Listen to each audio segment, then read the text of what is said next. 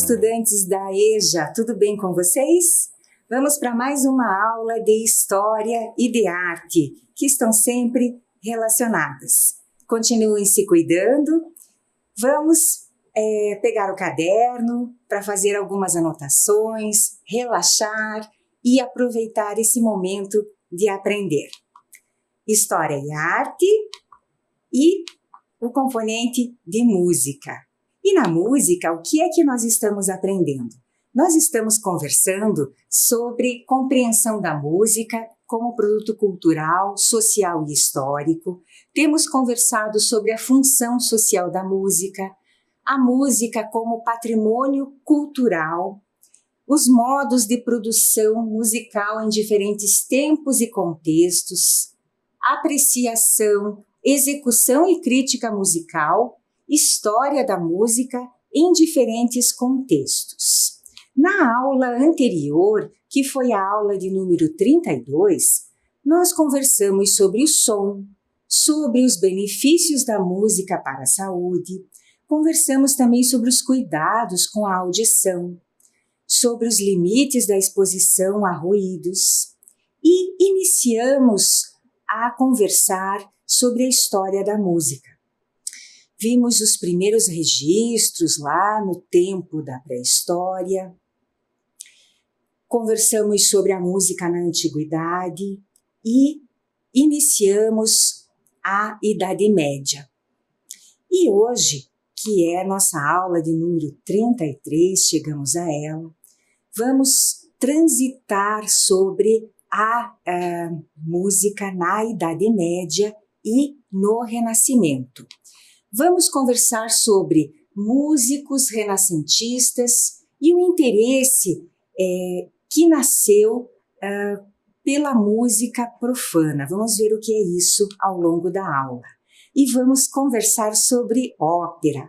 Está até em outra cor, porque esse é o assunto da aula de hoje, certo? Vamos ver quem foi o Monteverdi, vamos falar sobre o Mozart, sobre Giuseppe Verdi, Richard Wagner, Giacomo Puccini, Antônio Carlos Gomes, Heitor Villa-Lobos, e no espaço de uma única videoaula, infelizmente não é possível abordar o enorme conteúdo, tudo que há para falar sobre ópera.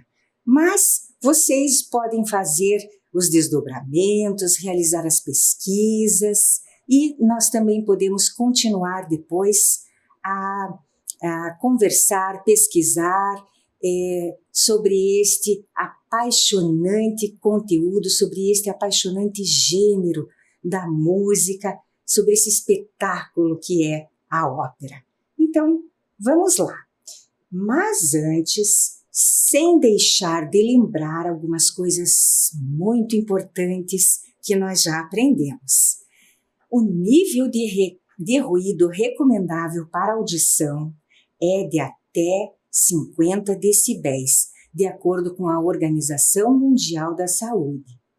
E se esta medida não for para nós algo palpável, se for algo muito abstrato, nós podemos relacionar esta ideia ao aumento do volume.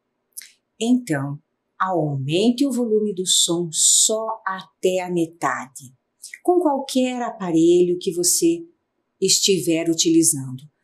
Seja um rádio, um fone de ouvido, aumente sempre o volume só até a metade para não prejudicar a sua audição, certo?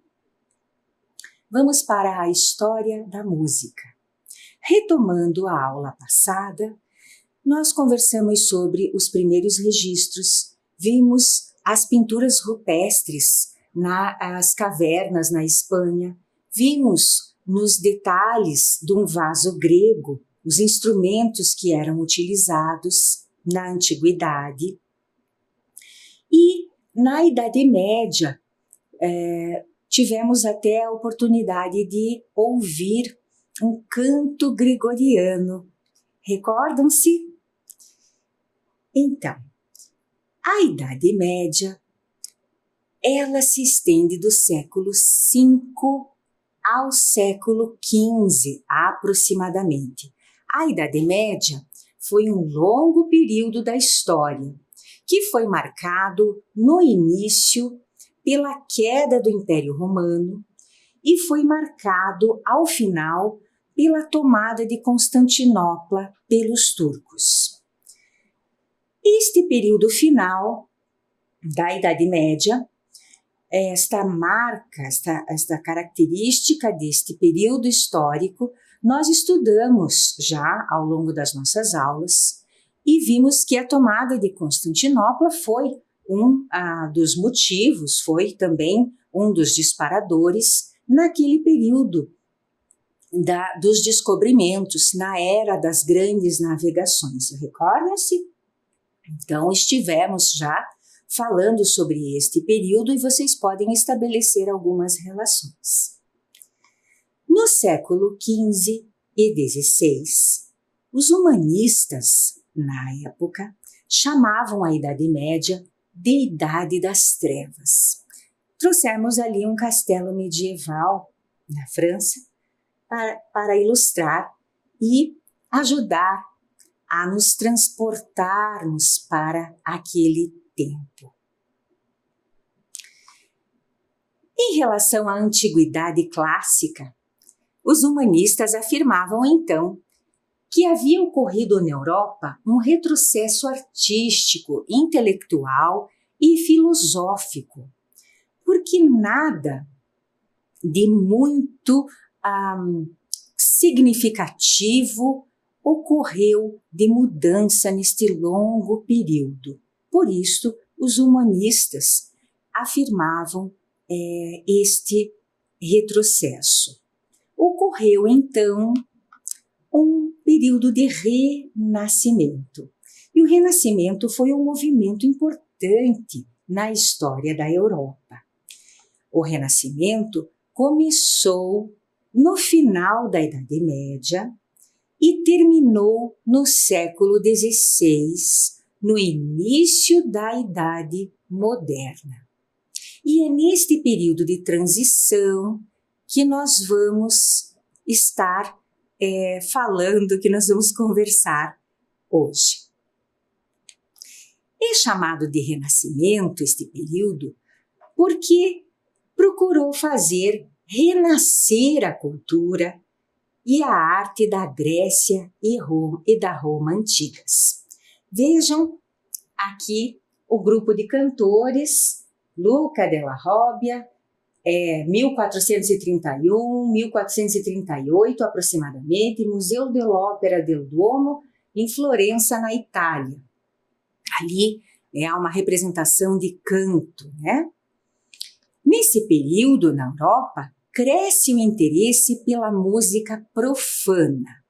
O que é a música profana?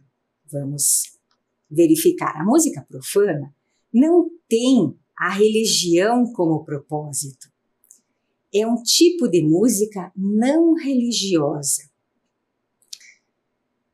Vejam aqui músicos renascentistas com este instrumento que se chama alaúde.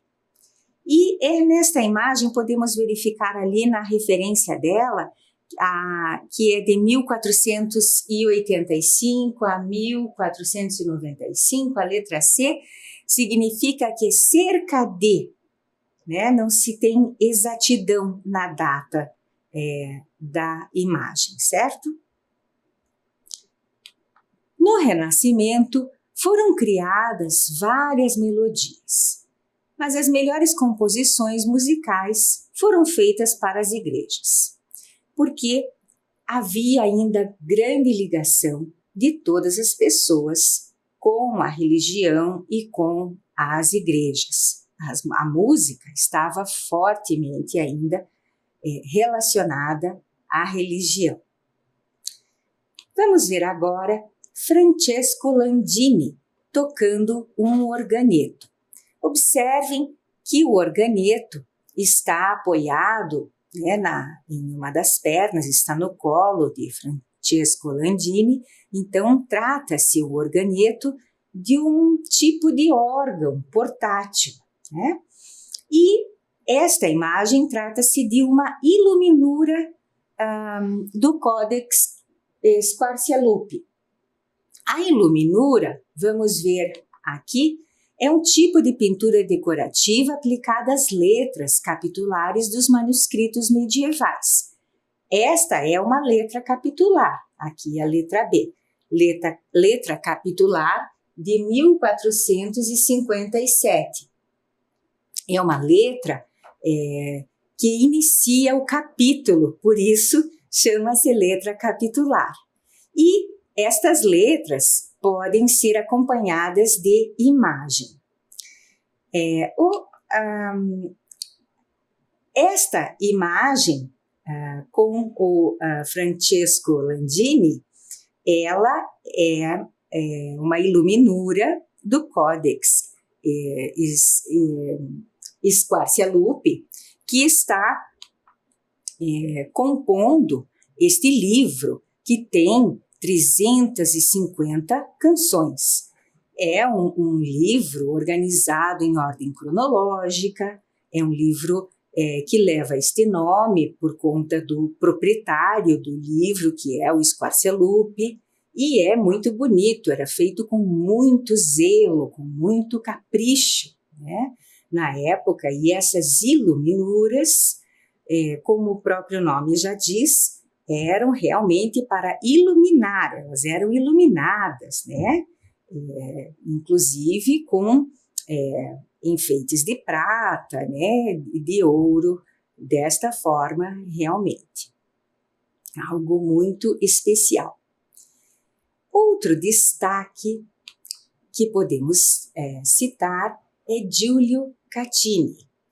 Este foi outro compositor italiano daquele período e nós vamos ouvir um trecho de uma composição deste italiano daquele período e vamos ouvir observando uma imagem da cidade de Florença, na Itália.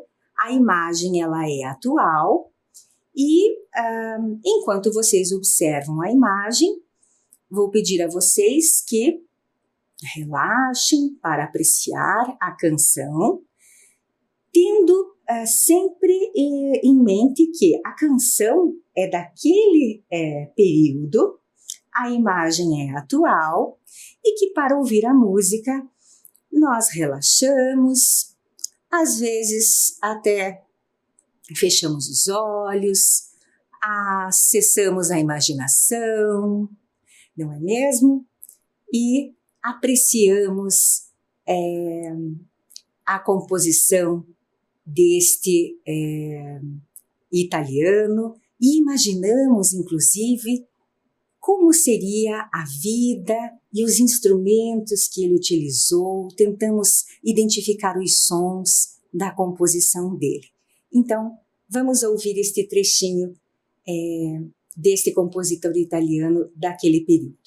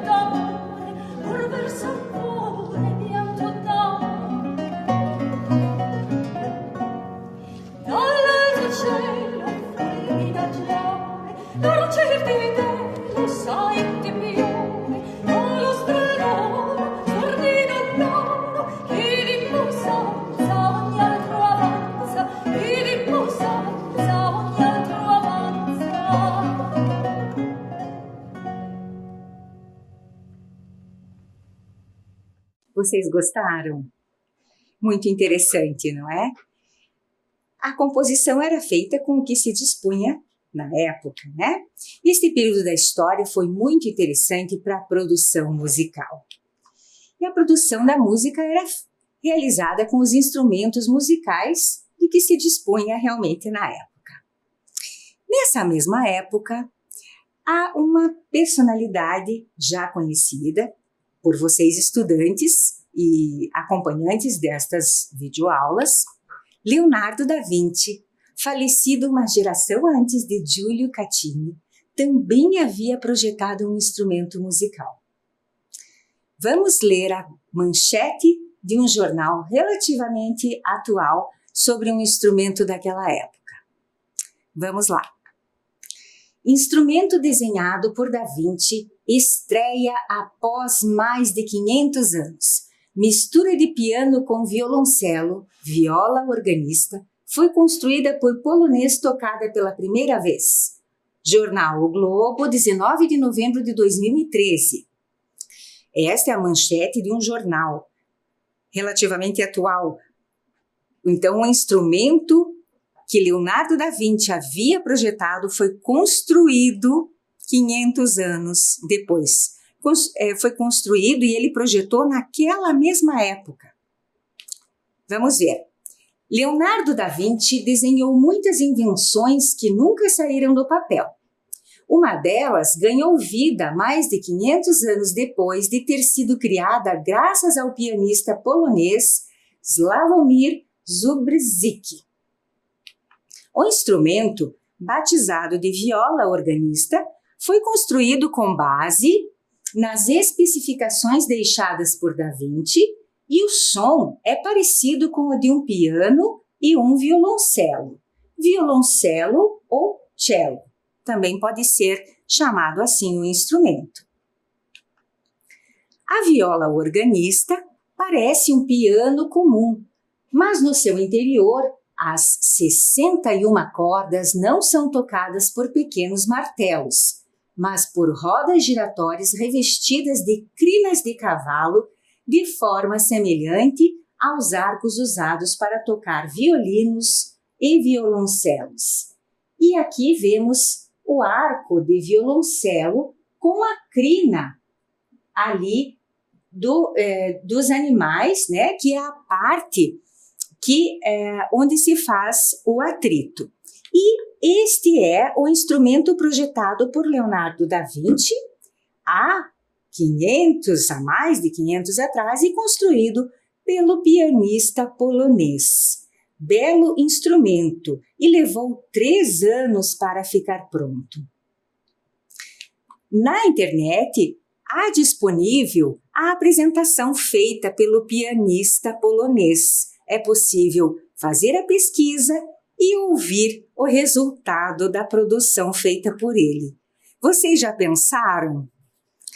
Leonardo da Vinci fez um esboço e 500 anos depois, o instrumento foi produzido. Muito bacana, não? Outro destaque daquele período foi Cláudio Monteverdi, porque ele foi o primeiro grande operista da história. O que é operista? Vocês já sabem. Um compositor de ópera. E a ópera é uma obra dramática com acompanhamento de orquestra em que as falas dos personagens são cantadas.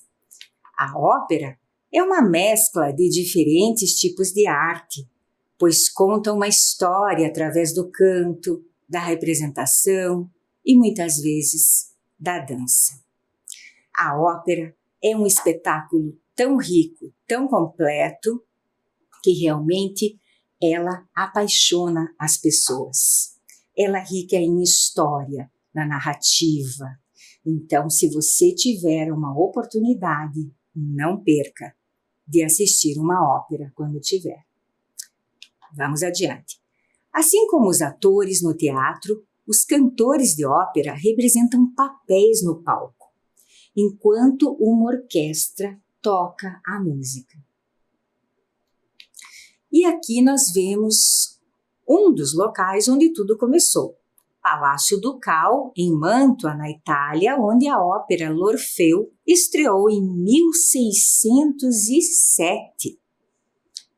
Há muito tempo atrás, não é mesmo?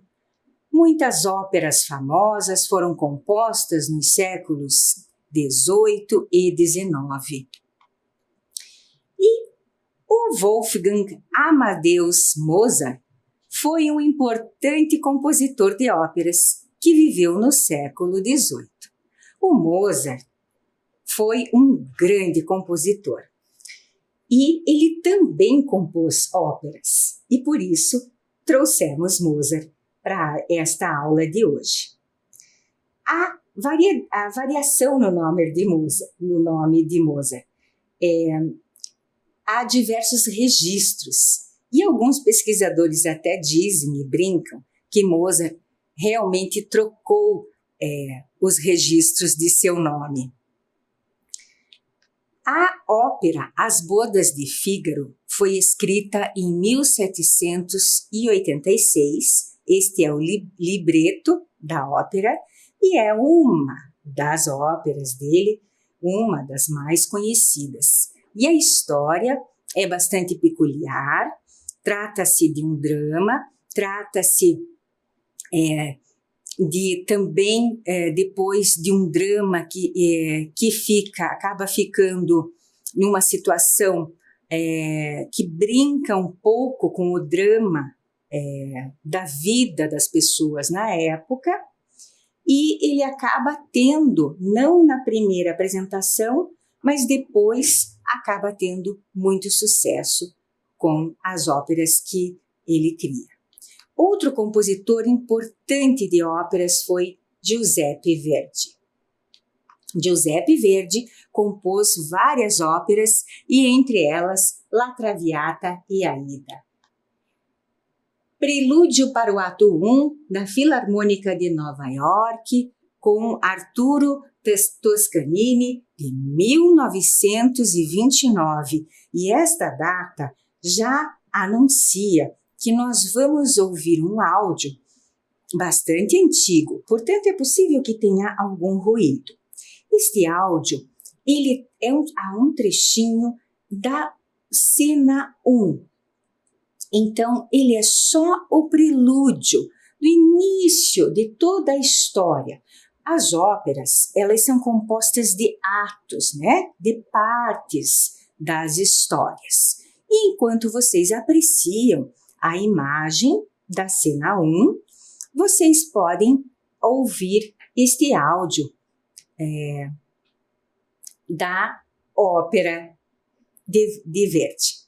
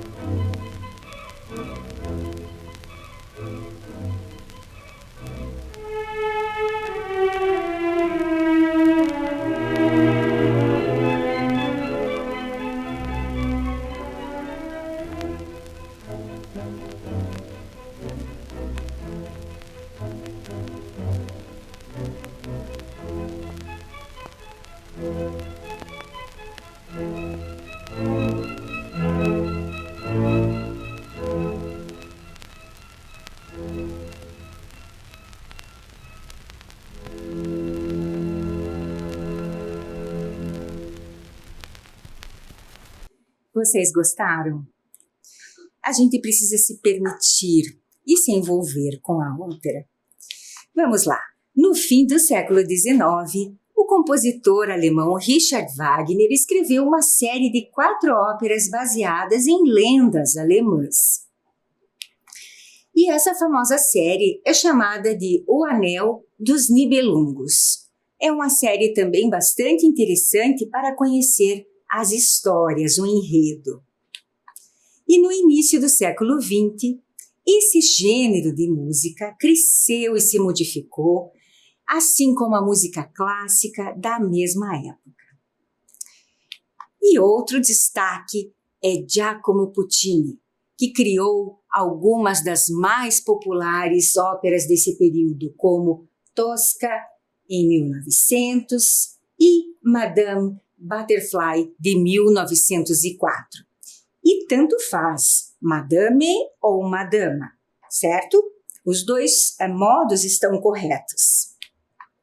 Por todo o século XX até hoje, as pessoas amantes, apaixonadas que gostam da ópera nunca deixaram de apreciar a maioria das antigas obras-primas desse gênero musical.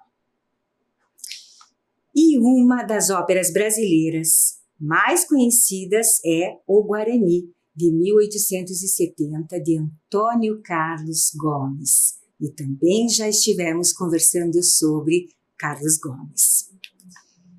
Vamos ouvir agora um trecho da ópera de Carlos Gomes, a abertura do Guarani, a Orquestra Sinfônica da UFRJ, regência do maestro Roberto Duarte. E com destaque para esta gravura, este retrato de Carlos Gomes, que é de Cândido Portinari, de 1914. Vamos ouvir o trecho da abertura do Guarani.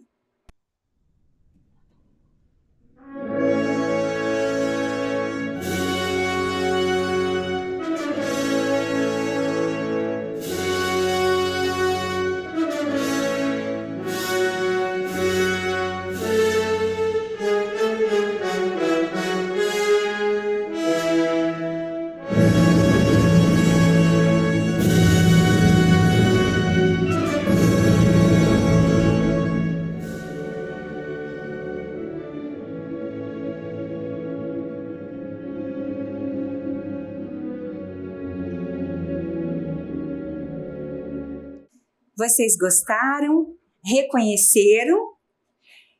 Que obra maravilhosa, não é? Que composição linda! E, Heitor Villa-Lobos e Mozart Camargo Guarnieri também compuseram peças desse gênero musical no século XX. Também são outras pesquisas para fazer desdobramentos. E a soprano Bidu Sayão foi uma das cantoras brasileiras de ópera mais famosas que tivemos também em nosso país. Agora, vamos falar um pouquinho de algumas coisas que estão acontecendo na atualidade sobre ópera no nosso país. Manaus, capital do estado do Amazonas, foi eleita sede da Assembleia Geral da Ópera Latino-Americana em 2021. Latino-Americana, vou logo dizendo, em espanhol, e portanto trata-se de uma Assembleia Geral da Ópera Latino-Americana, não se escreve com hífen, certo? Portanto, ela está escrita, grafada desta forma. Portanto, nós vamos ver agora uma reportagem, uma notícia sobre este evento, né, que aguardamos, né, com a expectativa de que movimente, né, e que possa trazer muitos espetáculos para todos. Vamos ouvir então esta notícia sobre a eleição de Manaus como cidade eleita como sede da Assembleia Geral da ópera latino-americana. Manaus foi eleita a sede da Assembleia Geral da Ópera Latino-Americana em 2021. É a primeira vez que esse evento acontece no Brasil. E em São Paulo, os gestores culturais de diversos estados se reuniram hoje para discutir os desafios e incentivar a produção de óperas no país. Uma companhia e 3 teatros nacionais passaram a integrar a Ópera Latino-Americana, a associação que reúne 12 países na promoção da arte na região.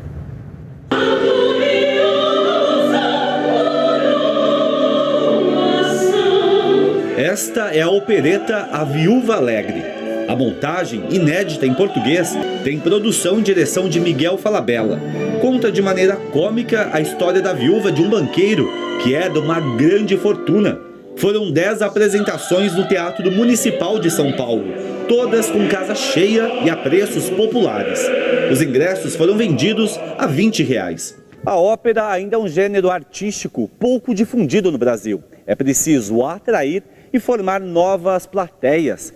E essa mudança já começa a acontecer. Hoje, no Teatro Municipal de São Paulo, o encontro reuniu membros da Ópera Latino-América, a OLA, uma associação da qual fazem parte 12 países, incluindo o Brasil. A gente está feliz que pela primeira vez está se efetivando essa rede com essa abertura aqui no Teatro Municipal de São Paulo, e a partir dessa discussão a gente consegue dar uma diretriz comum a todas as cidades envolvidas, o que dá uma expansão maior à atividade operística nos países latino-americanos. A cidade de Manaus foi eleita como sede da Assembleia Geral da Ópera Latino-América em 2021. A cidade realiza um dos eventos mais significativos do gênero no Brasil, o Festival Amazonas de Ópera. Criado em 1997, exibiu mais de 70 espetáculos para um público de 370 mil pessoas. Viram só que boa notícia? E há muita coisa acontecendo no país com relação à ópera. E há muitos compositores, há muitos cantores, há muitos nomes que neste espaço de tempo não foi possível também trazer e fazer a pesquisa. E aqui no estado do Paraná? No estado do Paraná, a ópera tem sido também muito movimentada, né?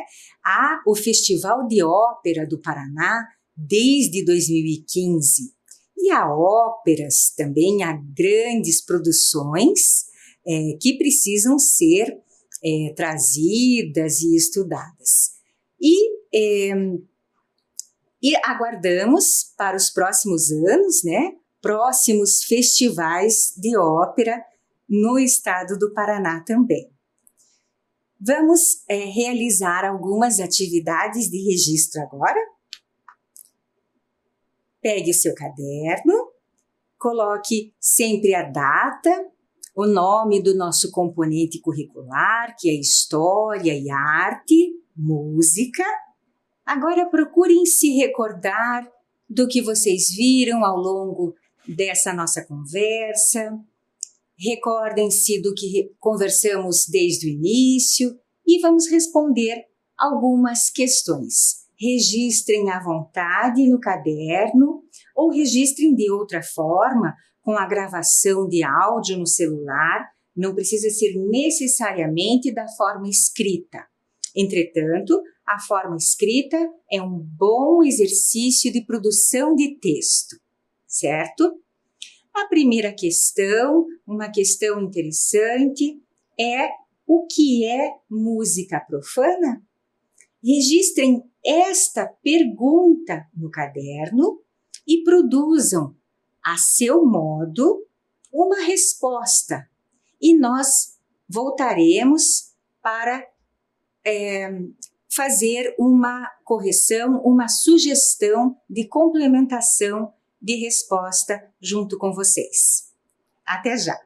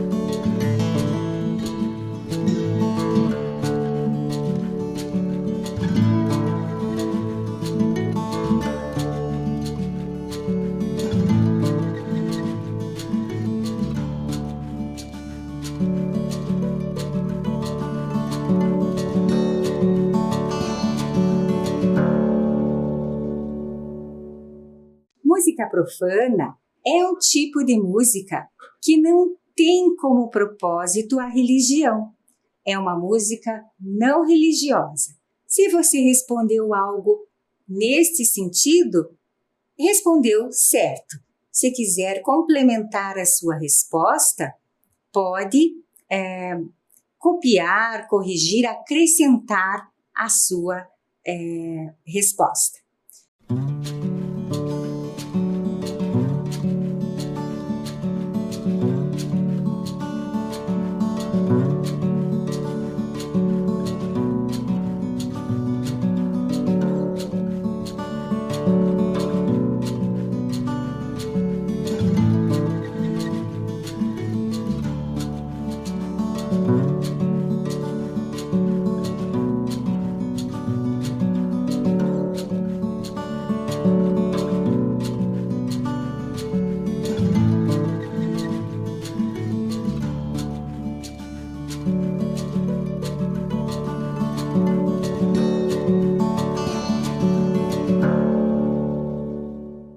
Agora vamos para a próxima questão, que trata sobre todo o conteúdo dessa nossa aula de hoje. O que é ópera?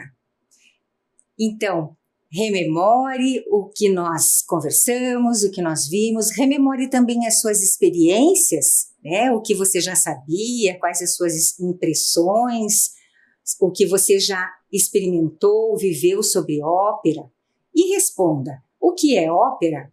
Com as suas próprias palavras, gravando ou escrevendo. E já voltamos para conferir.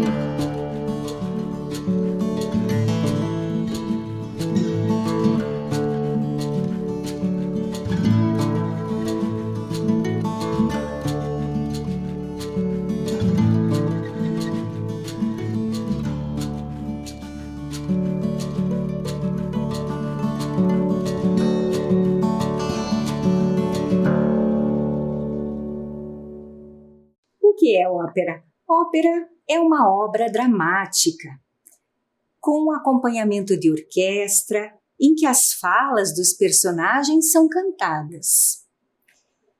Ópera é uma mescla de diferentes tipos de arte, pois conta uma história através do canto, da representação e muitas vezes da dança. Se você respondeu algo nesse sentido, muito bem. Nós vamos agora permitir que você possa complementar a sua questão com este conteúdo. Então, vamos retornar para esta primeira parte e já voltamos para dar prosseguimento.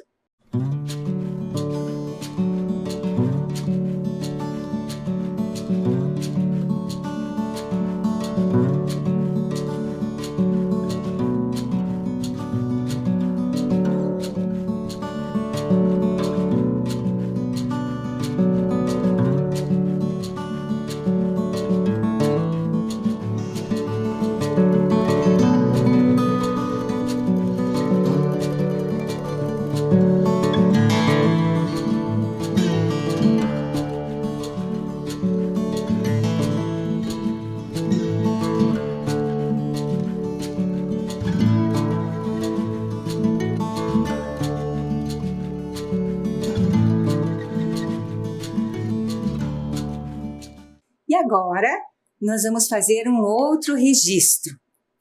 Um registro um pouco mais individual, pessoal. Você já foi à ópera? O que mais você sabe sobre ópera?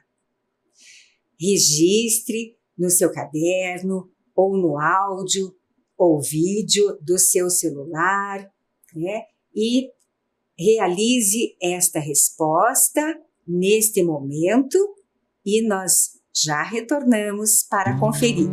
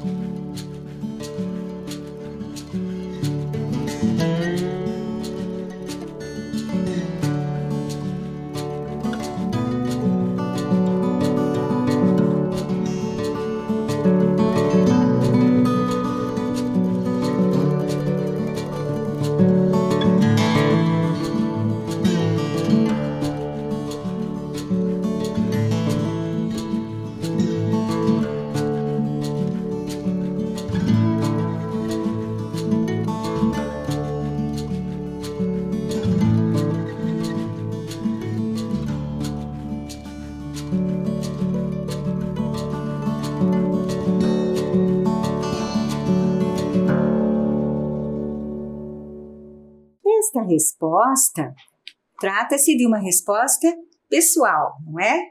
Muitas vezes nós nos recordamos mais de cantores de ópera, né?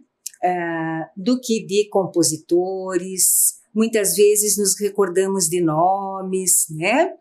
E tudo isto será válido para esta última resposta.